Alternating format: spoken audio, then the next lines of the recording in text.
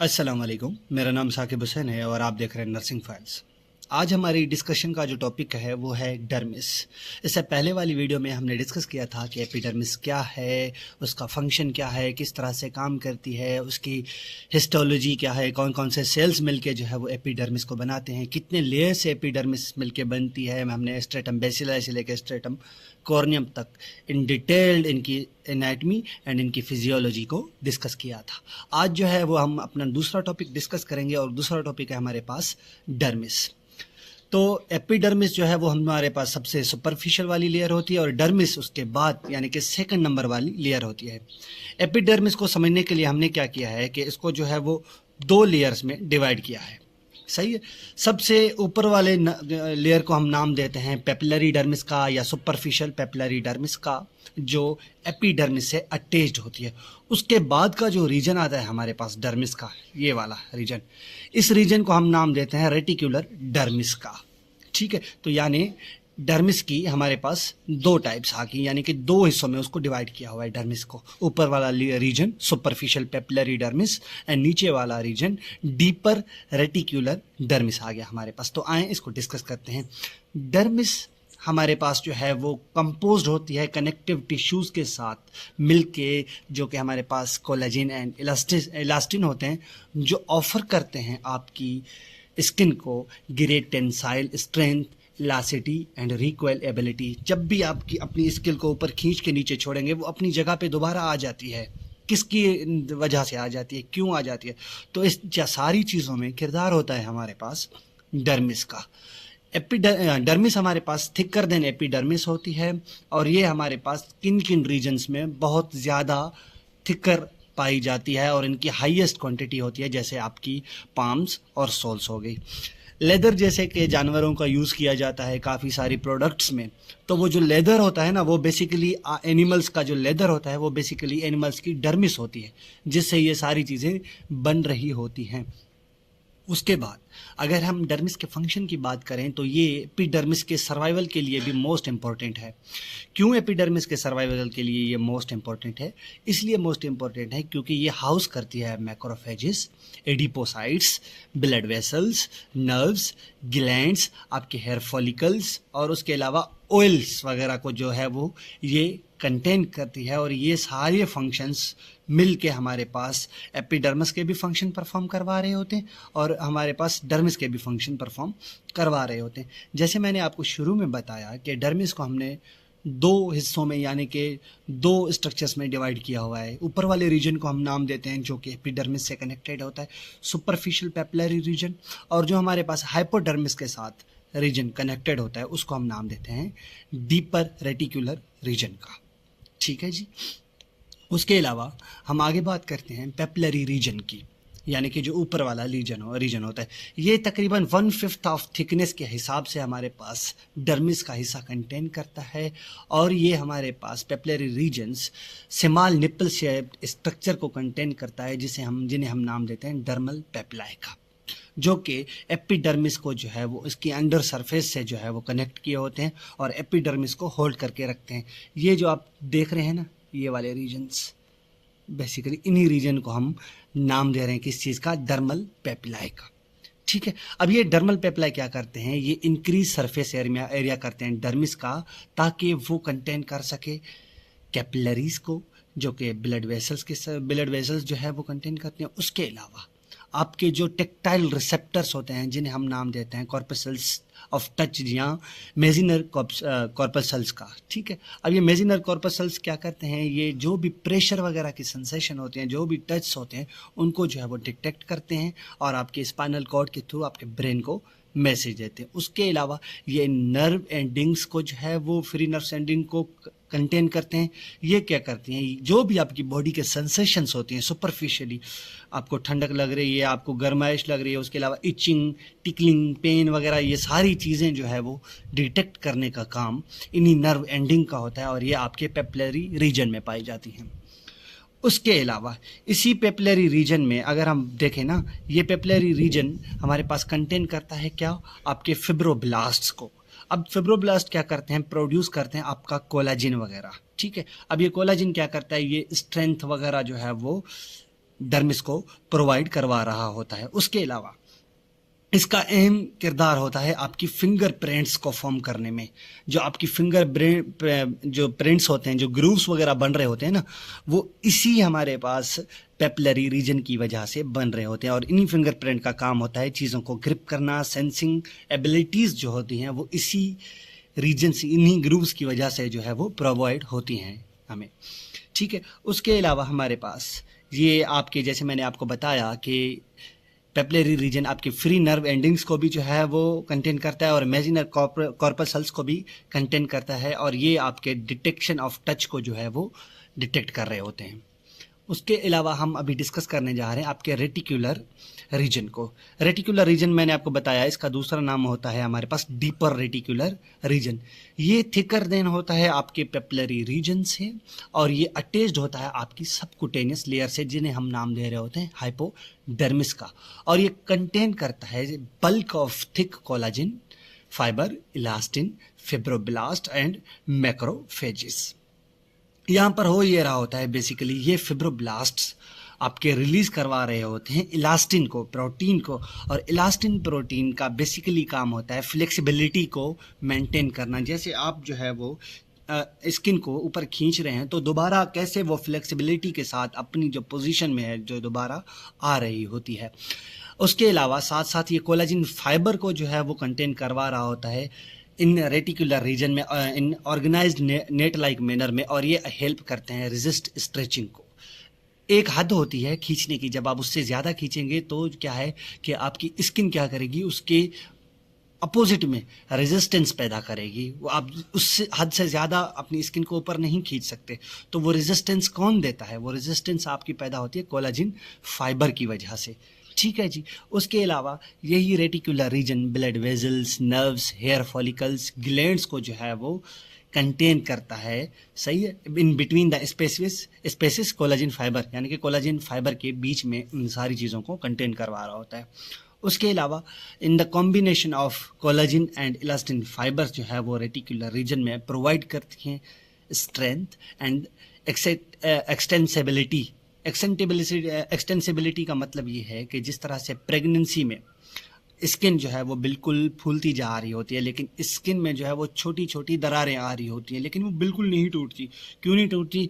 इन्हीं दो प्रोटीन की वजह से। ओबेसिटी में जो इंसान होता है उनका जो पेट है वो बड़ा होता जा रहा है, लेकिन एक हद आती है, उससे ज़्यादा अगर वो बड़ा होगा क्या होगा कि मार्क हमारे पास साइंस वगैरह उसके ऊपर हमारे पास एब्डोमेन के ऊपर नज़र आना शुरू हो जाते हैं। उसके अलावा जॉइंट्स की मूवमेंट में भी इनका अहम किरदार होता है, और ये इलास्टिसिटी को जो क्या करते हैं, प्रमोट करते हैं।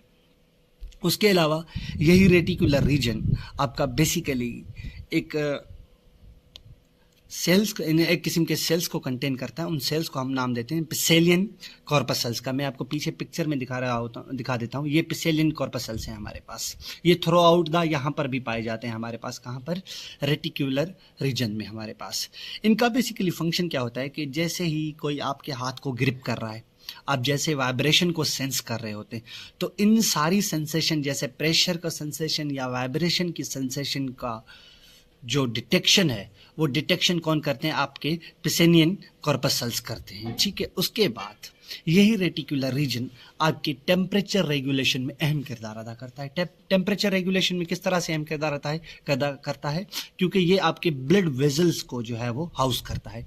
ब्लड वेजल्स को हाउस करने की वजह से क्या होता है कि जैसे ही मिसाल के तौर पे अगर हम ले लें कि आपकी बॉडी का टेम्परेचर बढ़ा, अब जैसे ही टेम्परेचर बढ़ा तो क्या करेंगे, रेटिकुलर रीजन में मौजूद ब्लड वेजल्स न्यूरॉन्स मैसेज देंगे इनको, और ये क्या करेंगी, डायलेट होना शुरू कर देंगी। जैसे ही डायलेट होंगी तो ये near to the external surface की तरफ आएंगी। जैसे ही एक्सटर्नल सरफेस की तरफ आएंगी तो यहाँ पर एक्टिवेट होंगे स्वेट ग्लैंड। अब जब स्वेट ग्लैंड एक्टिवेट होंगे तो थ्रू द एवापोरेशन, एक एक ड्रॉप के साथ, पसीने के एक एक ड्रॉप के साथ जो है वो हीट लॉस हो रही होती है। और इसी के अपोजिट है, जैसे इंसान सर्दियों में उसको ठंडक लग रही होती है तो ये क्या करती हैं, ब्लड वेजल्स, ये हमारे पास कॉन्ट्रैक्ट हो जाती हैं। जब ये कॉन्स्ट्रक्ट होती हैं तो क्या होता है कि इनमें ब्लड का जो फ्लो है वो बिल्कुल जो है वो फास्ट हो रहा होता है, क्योंकि ब्लड जो है एक काम करती है, हीट भी कैरी करती है और उसके साथ ये सरफेस से दूर हो जाती हैं, जिसके नतीजे में क्या होता है कि स्वेट ग्लैंड भी इनएक्टिव हो जाते हैं और पसीना वगैरह नहीं आता, जिसके नतीजे में क्या होता है कि हीट जो है वो आपकी बॉडी में कंजर्व होना शुरू हो जाती है। लास्ट में मैं बात करूंगा इन ग्रूव्स और रिजेस को छोड़ के अलहदा आपके साथ हाइपोडर्मिस की। हाइपोडर्मिस को हम बेसिकली सबक्यूटेनियस टिश्यू का भी नाम देते हैं और ये ज़्यादातर कंटेन करती हैं आपके एडिपोसाइट्स। अब एडिपोसाइट्स सेल्स का अहम किरदार होता है कि वो फैट को जो है वो अपने अंदर स्टोर करें, ठीक है। उसके अलावा फैट को स्टोर करने के साथ क्या करती हैं, ये fibroblast, macrophages, blood vessels, nerves and lymphatics को जो है वो कंटेन करते हैं। इस हाइपोडर्मिस का काम क्या होता है बेसिकली, अगर हम इसके बेसिक थोड़े से फंक्शन को देख लें तो ये क्या करती हैं, हेल्प्स करती हैं इंसुलेट डीपर टिश्यूज़ को। उसके साथ क्या करती हैं, ये पेडिंग प्रोवाइड करती हैं, यानी कि आपकी जो डर्मिस है ना उसको अपने साथ चिपका के रखती हैं, यानी कि उसकी पोजीशन जो है वो मेंटेन करती हैं। और उसके अलावा ये एंकर करती हैं स्किन को, जैसे कि पूरी आपकी स्किन हो गई, इनको मसल के साथ by the help of connective tissues. तो ये आपका बेसिक काम होता है आपकी हाइपोडर्मिस का, जिसे हम नाम दे रहे होते हैं बेसिकली सबक्यूटेनियस टिश्यू का। अब हम बात करते हैं रिजेस एंड ग्रूव्स की। सबने देखा होगा कि फिंगरप्रिंट्स वगैरह जिस तरह से हर एक इंडिविजुअल के अल्लाह पाक ने अलग अलग बना है, तो ये सारी चीज़ें किस तरह से ये ग्रूव्स बन रहे हैं, ये छोटे छोटे ग्रूव्स किस तरह से बन रहे हैं, ठीक है। तो ये ग्रूव्स मैंने आपको बताई, ये आपकी किसकी मदद से बनते हैं, ये आपके बनते हैं पेपिलरी रीजन की मदद से, ठीक है। तो ridges and grooves in the skin, अब हम इनको पढ़ते हैं। आपकी सरफेसेस जैसे पाम्स, फिंगर, सोल्स, टोज वगैरह हो गए, इनमें जो है वो series of ridges and grooves होते हैं, ठीक है। और ये या तो स्ट्रेट लाइन में अपीयर हो रहे होते हैं, या तो ये पैटर्न ऑफ लूप्स या वोल्स, जिन्हें हम फिंगरप्रिंट्स या फुटप्रिंट्स का नाम देते हैं, इनकी नज़र में, इनकी शक्ल में हमें नज़र आ रही होती हैं। तो ये कब बनती हैं, ये बनती हैं 3rd मंथ ऑफ प्रेगनेंसी में, फीटल डेवलपमेंट में। और हर एक इंसान, हर एक इंडिविजुअल की ये डिफरेंट जो है वो फिंगरप्रिंट्स, फुटप्रिंट्स होते हैं हमारे पास। इनका फंक्शन क्या है इन ग्रूव्स का, ये आपको ग्रेट स्ट्रेंथ देते हैं between the dermis and epidermis in mechanical stress के नतीजे में। उसके अलावा ये आपके हैंड्स एंड फूड्स को जो है वो बेहतरीन ग्रिप देते हैं चीज़ों को पकड़ने के लिए। उसके अलावा ये इंक्रीज़ करते हैं आपकी टेक्टाइल सेंसिटिविटी को, और ये कंटेन करते हैं पोर्स को, जिसके नतीजे में क्या होता है कि स्वेट ग्लैंड जो है वो अपना जो है वो स्वेट वगैरह रिलीज़ कर रहे होते हैं। उसके अलावा ये सर्व करता है as a important source of nutrients for epidermis. क्यों करता है, क्योंकि इनमें आपके मौजूद होते हैं पोर्स वगैरह और आपकी ब्लड वेसल्स। तो इनका अहम किरदार हमारे पास रिजेस एंड ग्रूव्स का ये भी होता है। उसके भी मैं बात करता हूँ the structural basic of skin colour की। हर एक इंसान का इंडिविजुअल के स्किन कलर जो होता है ना वो डिफरेंट होते हैं। कहीं पर जो है वो डार्क कलर के रीजन्स होते हैं, जैसे निपल्स वगैरह हो गई, कहीं पर जो है वो ब्राउन रीजन होते हैं, हमारे पास कलर होते हैं। वो किस वजह से होते हैं, इंसान की स्किन में मौजूद होते हैं हमारे पास मेलेनोसाइट्स किस्म के सेल, जो प्रोड्यूस करते हैं हमारे पास क्या, मेलेनिन, सही है। अब ये मेलेनिन क्या होते हैं, ये 2 किस्म के होते हैं। एक को हम नाम देते हैं फ्यूमेलेनिन का, और एक को नाम देते हैं यूमेलेनिन का। फ्यूमेलेनिन क्या है, ये येलो टू रेड किस्म के कलर की प्रोडक्शन में इन्वॉल्व होती है, और यूमेलेनिन क्या करती है, ये ब्राउन टू ब्लैक कलर की हमारे पास कलर की प्रोडक्शन में इन्वॉल्व होती है। होता ये है कि मेलेनोसाइट्स हमारे पास रिलीज करते हैं मेलेनिन को छोटे छोटे वेसिकल्स में, और इन वेसिकल को नाम देते हैं हम मेलेनोसोम का। अब ये मेलेनोसोम क्या करते हैं हमारे पास, अब ये मेलेनिन जो है इसकी प्रोडक्शन किस तरह से होती है। अब ये प्रोडक्शन होती है एक किस्म के हमारे पास अमीनो एसिड की वजह से। उस अमीनो एसिड को हम नाम देते हैं टायरोसिन का। ये टायरोसिन एक्टिवेट तब तक नहीं होता, कैटेलाइज तब तक नहीं होता जब ये टायरोसिनेज एंजाइम जब तक इसको कैटेलाइज ना करे। अब अगर ये टायरोसिनेज एंजाइम किसी भी वजह से आपकी बॉडी में मौजूद नहीं है, तो वो क्या करेगा, टायरोसिन की जो है वो कैटेलाइजेशन नहीं करवाएगा, जिसके नतीजे में मेलानिन की प्रोडक्शन नहीं हो पाएगी। अब होता यह है कि उसके नतीजे में एक किस्म की डिजीज़ होती है। अब उस डिजीज़ को नाम देते हैं हम अल्बाइनिज़म का। अब काफ़ी सारे लोग देखे होंगे जिनकी स्किन, जिनके हेयर्स में कलर्स मौजूद नहीं होते, वो इस टायरोसिनेज एंजाइम की वजह से नहीं होते, क्योंकि ये उनमें मौजूद नहीं होता। इसकी नामौजूदगी की वजह से क्या होता है कि ये हमारे पास कैटालाइज टायरोसिन नहीं हो पाता। ठीक है। उसके अलावा मेलानिन का अहम किरदार होता है कि ये इंक्रीज करता है एक्सपोजर टू यूवी लाइट से, सनलाइट से। जब ये सनलाइट के साथ हमारे पास एक्सपोजर में आएगा तब क्या करेगा कि ये आपके विटामिन डी की प्रोडक्शन में भी इन्वॉल्व हो जाएगा। उसके अलावा ये आपकी बॉडी को प्रोटेक्ट करेगा, किन से? यूवी रेज से। जब ये यूवी रेज से आपकी बॉडी को प्रोटेक्ट करेगा, जिसके नतीजे में क्या होगा कि आप उन इंसानों में जैसे कि अफ्रीकन्स लोग हो गए, उनमें इनकी मिकदार ज़्यादा पाई जाती है जियोग्राफिकली। क्यों ज़्यादा पाई जाती है? क्योंकि वहाँ पे हीट यानी कि सनलाइट ज़्यादा है as compare to western countries. जब वेस्टर्न कंट्रीज़ में ये हीट ज़्यादा नहीं होती तो उसके नतीजे में क्या होता है, अगर वो हीट से ज़्यादा एक्सपोजर ले लें तो उनमें स्किन कैंसर के होने के चांसेस ज़्यादा हो जाते हैं। और वही चीज़ यहाँ पर लिखी हुई है, repeated exposure to skin to UV light में lead to the skin cancer. ठीक है।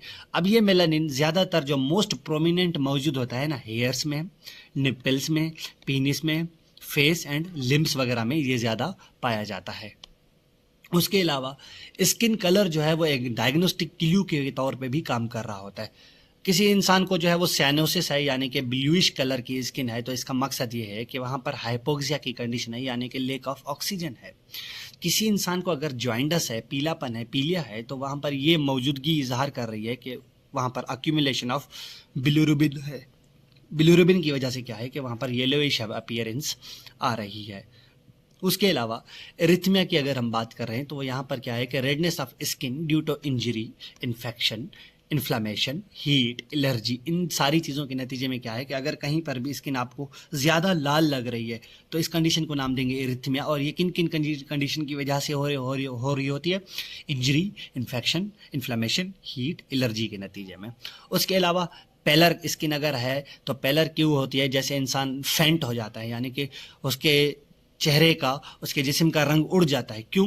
ये या तो शॉक या तो एनीमिया की कंडीशन में हो रही होती है हमारे पास। ठीक है। अब होता ये है कि ये स्किन चेंजेस के जो कलर्स हैं ना, ये ज़्यादा ऑब्जर्व किए जाते हैं लाइट कलर्ड स्किन में।